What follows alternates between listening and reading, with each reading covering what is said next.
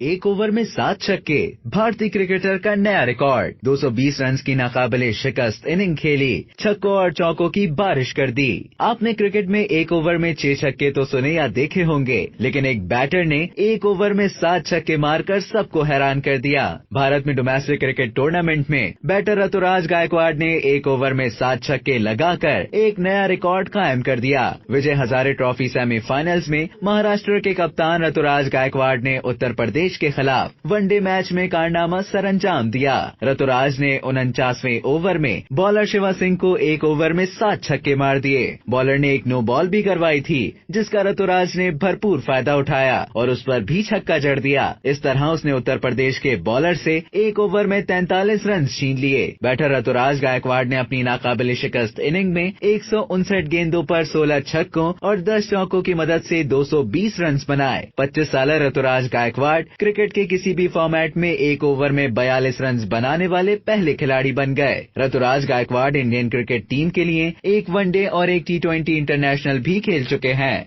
जबकि Indian premiere league में वो चेन्नई सुपर किंग्स की नुमाइंदगी करते हैं। इस जारहाना बैटिंग पर सोशल मीडिया पर ऋतुराज का नाम टॉप ट्रेंड्स में शामिल हो गया। अब तक के लिए इतना ही। मजीद खबरों और न्यूज अपडेट्स के लिए डेली जंग के YouTube चैनल को सब्सक्राइब करें और Facebook के पेज को लाइक करना ना भूलें।